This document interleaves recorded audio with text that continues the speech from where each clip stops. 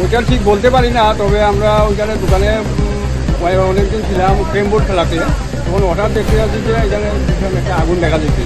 তখন আমরা রাস্তা মানে ওদের গেটের সামনে এসে দেখলাম যে ওখানে কেউ নেই। তারপরে আমাদের মধ্যে থেকেও কেউ জানে মানে ফায়ার সার্ভিসে ফোন করেছে, ওদের মধ্যে ফোন করেছে। তারপরে মানে ফায়ার সার্ভিস এসেছে, এখন মানে এটা নিবারণ প্রস্তুতি চলছে। আর কিছু জানতে পারলাম যে ওইখানে ওইটা একটা ওয়েস্টেজ মাল ছিল, ওইটাকে মানে এখান থেকে বার করে নেওয়ার জন্য ওটা গ্যাস ওয়েল্ডিং মেশিন দিয়ে মানে ওটা কাটছিল আর কি। তখন ওই ট্যাঙ্কারের মধ্যে তেল ছিল, ওই তেলের মধ্যে আগুন লেগেছে। ওটা মিশন টিলা 132 kV সাবস্টেশন। আপনি কি স্থানীয়? আমি স্থানীয় এখানে। আপনার নামটা? সুজিত দেব। এখন কি আগুন নিয়ন্ত্রণে এসছে? হ্যাঁ, এখন নিয়ন্ত্রণে এসছে আগুন। মোট কটা গাড়ি এসছে? দুটো গাড়ি এসছে। দুটো ইঞ্জিন? হ্যাঁ, দুটো ইঞ্জিনের। ডিপার্টমেন্টের এখনো উপরমহলে কেউ আসেননি, স্টাফ আছে 2-1 জন, যারা মানে ভিতরে কন্ট্রোল রুমে থাকেন, ওরা সবসময় এখানে ভিতরেই থাকেন।